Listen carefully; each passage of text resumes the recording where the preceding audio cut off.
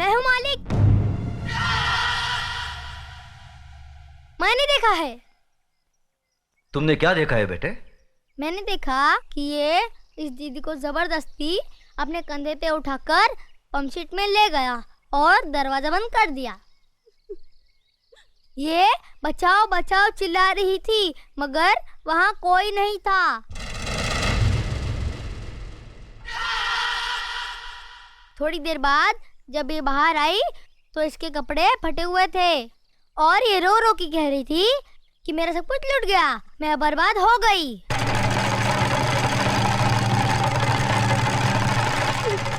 जगन्नाथ, कमीने कुत्ते, तूने इन गरीबों को क्या समझा है? ये वो गरीब मजदूर हैं जिनके खून पसीने की बरकत से हमारी धरती पर हरियाली जागती है। हमारे सर पर जमींदारी का ताज इन्हीं गरीबों की बदौलत है, जिसके बदले में उन्हें 2 वक्त की रोटी 2 गज की चादर मिलती है।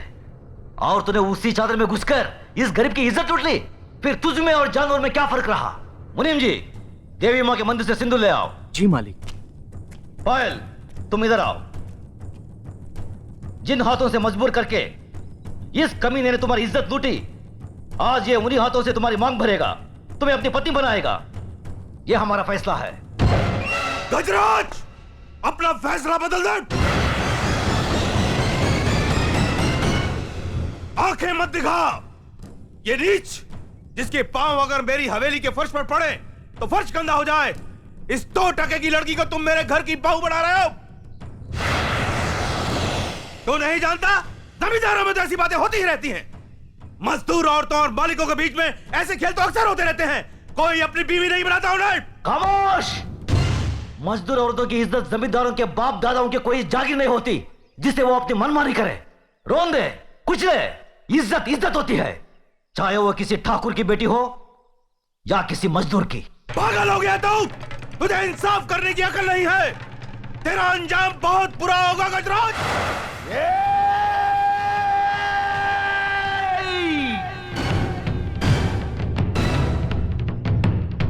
इसके आगे एक लफ्ज भी बोला तो जुबान खींच लूंगा।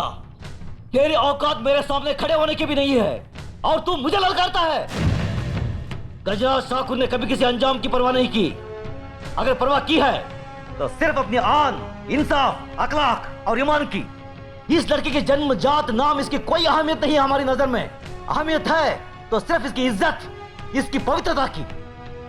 जगन्नाथ, मांग भर इसकी। गजराज!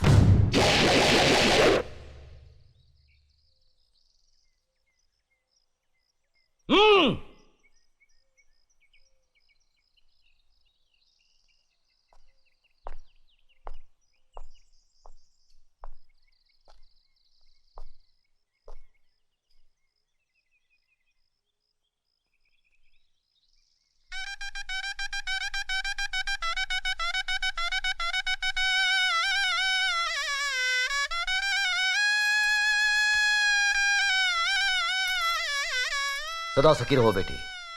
जगन्नाथ, अगर तुमने इसे कोई तकलीफ दी तो हमसे बुरा कोई नहीं होगा।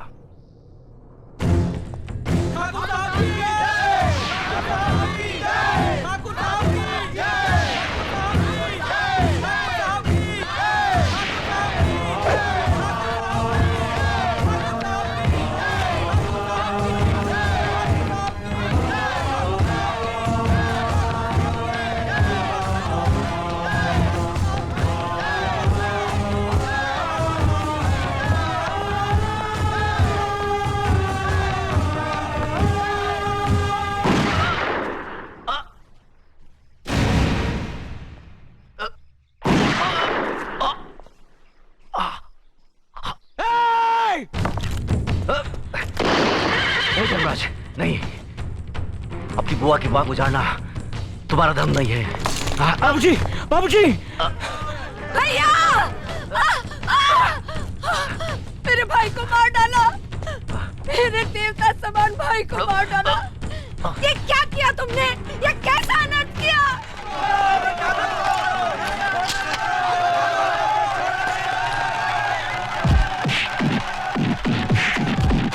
रुक जाओ, छोड़ दो उसे।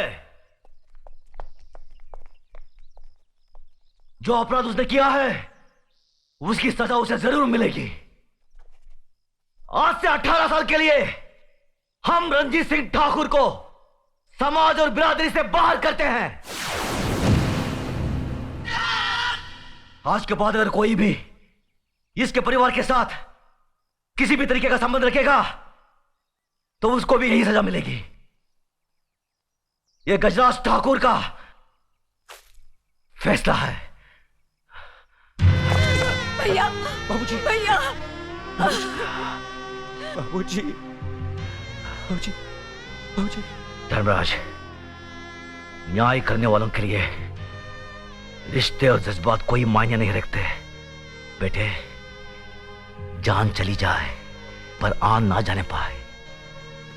जान देकर जो आन की रक्षा करता है वही न्यायाधीश इंसाफ के आकाश की बुलंदी को छूता है।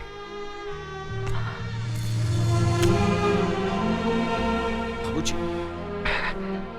धर्मराज, जी बाबूजी।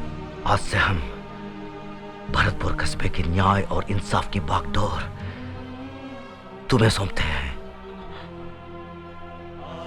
याद रखो बेटे, जिस दिन भी तुमने अनजाने में भी गलत फैसला किया तो समझ लो वही दिन तुम्हारी जिंदगी का आखिरी दिन होगा।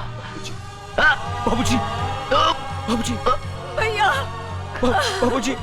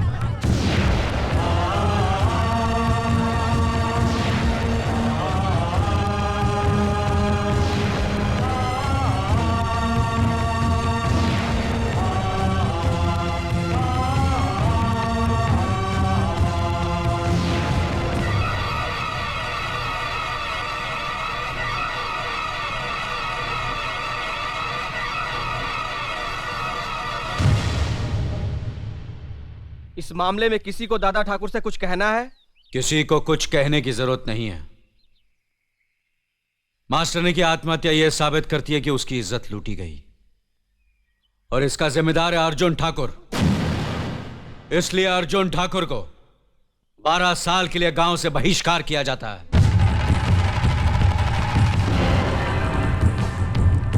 आज से कोई इससे बात नहीं करेगा, कोई इसकी मदद करेगा नहीं, और जो भी इस हुक्म को तोड़ेगा उसे और उसके परिवार वालों को यही सजा भुगतनी पड़ेगी।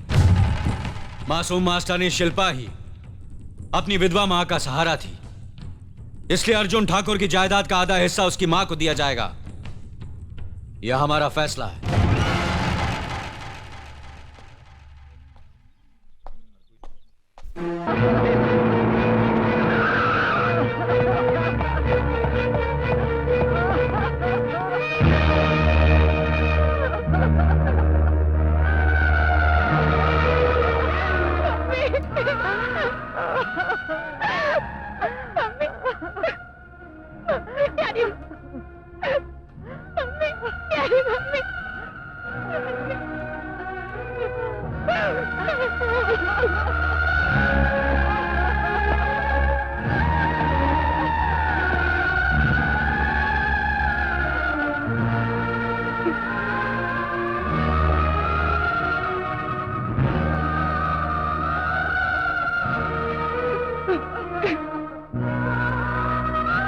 कैलाशनाथ ने हम दोनों को हड़ताल के बारे में बातचीत करने के लिए बुलवाया तो हम अंदर गए।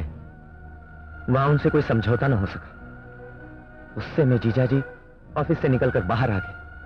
मैंने उनसे कहा आप काफी कमजोर हो गए, मेरे कंधे का सहारा लेकर चले, मगर नहीं माने। डगमगाते हुए आगे बढ़ गए कि अचानक उनका पैर फिसल गया और वो लॉरी के नीचे आ गए और जीजाजी वहीं खत्म हो गए।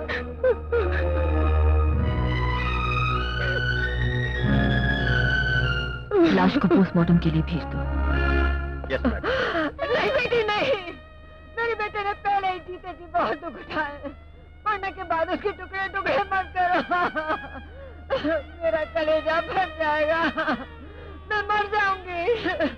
ऐसे उसका अंतिम संस्कार कर दो बेटी, ऐसे ही।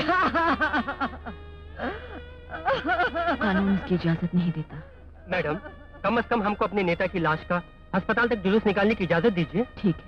भाइयों, कामरेड शेखर को मजदूरों का लाल झंडा पहना दो।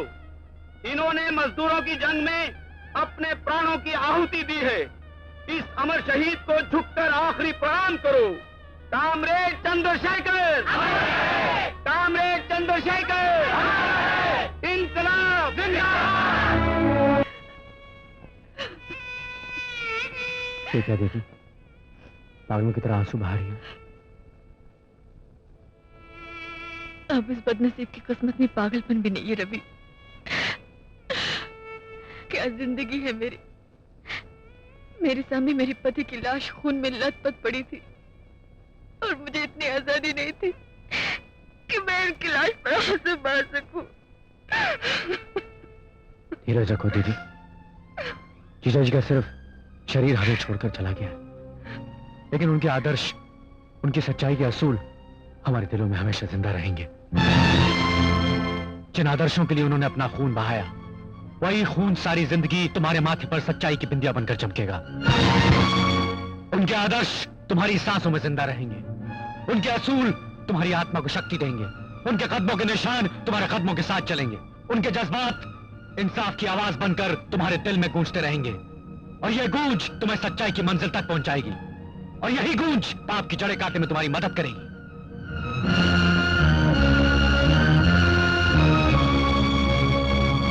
मैं क्या करूँ राम, मुझे पुट्ठा मिल गया। अरे तू अपने पति को नहला रही है या गधे को नहला रही है? ठीक से रगड़ना। अजी रगड़ तो रही हूँ। हाँ, क्यों जी? हाँ।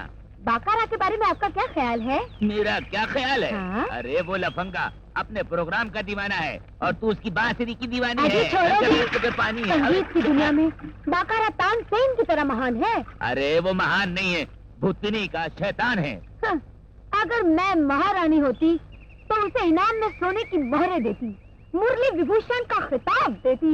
अगर मैं महाराजा होता तो उसके गले में फांसी का फंदा डाल के उसे लटका देता टिल डेथ। मैं देख रहा हूँ जब से तू मुझे साबुन लगा रही है उसकी तारीफें किए जा रही है। अरे वो शनि की तरह मेरे घर में घुस आया है, मान ना मान मैं तेरा मेहमान। अच्छी बैठो जी। हाँ, ठीक से लगा साबुन। मुरली की तान, मधुर तान।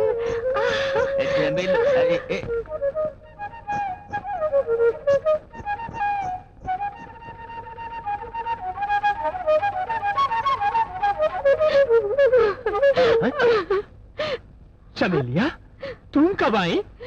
जब से तुमने बजाना शुरू किया। बाकारा, हाँ। ये कौन सा रागा है? अनुरागा। इस अनुरागा का ताला कौन सा है? गोदरेज। मजबूत है। बहुत। बाकारा, हाँ। एक बार फिर से बजाना बांसुरी। अभी लो चमेलिया। देखो, ये भाई साहब पागल भैंसे की तरह चिल्ला रहे हैं। कहीं वो मुझे गलत न समझ ले। तुम चली जाओ, अंदर चली जाओ चमेलिया। अलविदा, गुड बाय, शब बखैर। भाड़ में जाए तेरा ये संगीत का पागलपन। अरे मुझे नहलाते नहलाते छोड़कर तू यहाँ चली आई। आप नहीं जानते जी, बादाम वाली खीर में क्या मिठास होगी जो इनकी बांसुरी में है।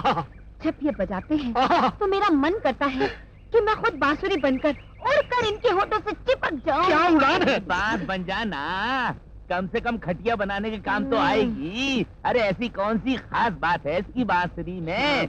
मैं इससे अच्छी बांसुरी बजा सकता हूँ। हाँ भाई साहब, आप भी बजाना जानते हैं बांसुरी? इधर लाओ बांसुरी और फिर देखो मेरी बांसुरी का कमाल। अच्छा। भाई साहब, ये लाठी नहीं है, बांसुरी है। हाँ, ये बांसुरी है। हाँ, मुझे मालूम है ये बांसुरी है।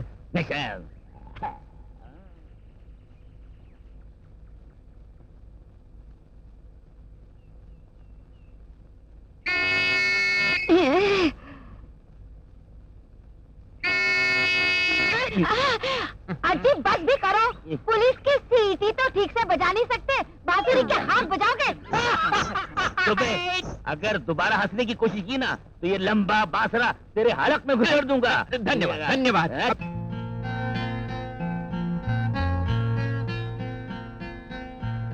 रवि, क्या बड़ों की दुश्मनी हमारे प्यार के रास्ते में रुकावट बन जाएगी? नहीं रेनू, जब भी मैं अपनी बहन की उजड़ी मांग देखता हूँ तो तुम्हारे बाप और अंकल के खिलाफ मेरा दिल नफरत की आग से चलकर भड़क उठता है। जी चाहता है इसी वक्त जाकर, लेकिन तुम्हारे खिलाफ मेरे दिल में ऐसी कोई भावना नहीं। रेनू, बहुत जल्दी हमारी शादी होने वाली है।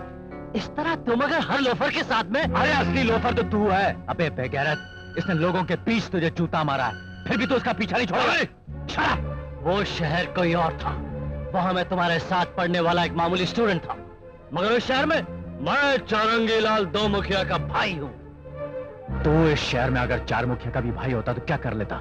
अगर मैंने 24 घंटे के अंदर अंदर इस लड़की से शादी नहीं की तो मेरा नाम विक्रम नहीं। क्या कहा? तुम्हारा भाई मेरी भतीजे से प्यार करता है? हाँ, उतना प्यार करता है जितना एक नेता अपनी कुर्सी से प्यार करता है। आओ रेनू आओ। क्या बात है अंकल? कुछ नहीं रेनू, ये श्री चौरंगी लाल दो मुखिया हैं और ये इनके छोटे भाई विक्रम लाल। तुम इन्हें जानती हो? इनको तो नहीं जानती, लेकिन इनको तो बहुत अच्छी तरह जानती हूँ। रवि नाम के स्टूडेंट ने कॉलेज में इनकी बहुत पिटाई की थी, तब इनको देखा था, और अभी कुछ रोज पहले ये बीच पर मार खाने वाले ही थे, उस वक्त भी इनको देखा था। बस इतनी सी बात, भूल जाओ इसको। करीबी लोगों में से हैं। ये लड़का तुमसे बहुत प्यार करता है। तुम अगर हाँ कह दो तो ये शादी करने को तैयार है। सॉरी अंकल, वैसे छोटा मुंह बड़ी बात होगी, लेकिन मैं कह दूं तो बेहतर है कि मैं किसी और से प्यार करती हूँ। सॉरी चौरंगी लाल जी, बाय। वाह, कौन कहता है कि हिंदुस्तान बहुत पीछे है? इस मामले में तो बहुत आगे। अच्छा है, अब आप ही बताइए मैं क्या करूं? जबरदस्ती शादी करवा दीजिए, और क्या है। कैसी बातें करते हैं दो मुखिया जी? वो मेरे सगे भाई की बेटी है जो इस वक्त जेल में है। ऐसे हालात में उसकी शादी कैसे करवा सकता हूँ? सॉरी। अरे कोई मर्डर करने को थोड़ी कह रहा हूँ, शादी करवाने को कह रहा हूँ। और अगर तुम नहीं कर सकते तो मुझ पर छोड़ दो, अखबार में एक सिंगल स्टेटमेंट देके दोनों की जबरदस्ती शादी करवा सकता हूँ। बुरे से बुरा आदमी भी जब अपनी बेटी की शादी करता है तो एक नेक लड़के से करना चाहता है चौरंगी लाल। तो क्या मैं नालायक हूँ? यही मेरी भतीजी ने बताया। अब आप तशरीफ ले जा सकते हैं। कैलाशनाथ, शिकारी कुत्ते की दुम से खेलना आसान है, मगर उसके जबड़े में हाथ डालना बहुत खतरनाक है। और तुम जानते हो कि मैं क्या हूं? आज जानता हूं। तुम कल के एक्स-एमएलसी हो और मैं आज का करोड़पति हूं। Okay okay Shankar, yes sir. गाड़ी तैयार है? Yes sir. शंभू, जी हाँ। ड्राइवर तैयार है? जी हाँ। इस घर को थूक थूक के भर दो और चलो।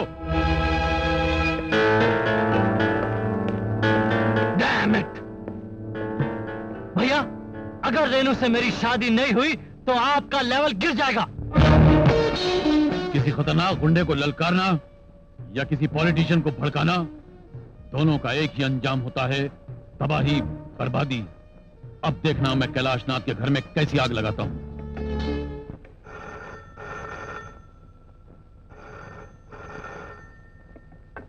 हेलो, नमस्ते इंस्पेक्टर साहिबा। आप कौन बोल रहे हैं? कानून की इज्जत करने वाला। आपके पति चंद्रशेखर लॉरी के नीचे आकर नहीं मरे थे, बल्कि उनका कत्ल किया गया था। आपको कैसे मालूम? फैक्ट्री का एक मामूली मजदूर सन्यासी राजा अचानक एक शराब की दुकान का मालिक कैसे बन गया? छानबीन कीजिए, खुद ब खुद पता चल जाएगा। साहब, ये खून करने का प्लान बनाने वाले भी आप ही थे, और अब सर्कल इंस्पेक्टर को राज बताने वाले भी आप हैं। ये चक्कर क्या है? ये चक्कर नहीं, चक्रव्यूह है। जब तक कैलाशनाथ का पूरा खानदान मुसीबतों के चक्कर में फंसा रहेगा, तब तक वो मेरे जूतों तले दबे हुए बिच्छू की तरह बेबस रहेगा, वरना मौका मिलते ही सबसे पहले मुझको डस लेगा। इतना हरामी है वो। अच्छा, इसी डबल चालबाजी को राजनीति कहते हैं। राजनीति का मतलब जानते हो? ये शैतान की डिक्शनरी का शब्द है। इस राजनीति के 4 टुकड़े होते हैं, रा, ज, नी, ती। रा से राक्षस की तरह, ज से जनता को, न से नुकसान पहुंचाने वाला, और त से तिगड़मबाजी करने वाला। और इन चारों बातों में मैं शैतान का उस्ताद माना जाता हूं।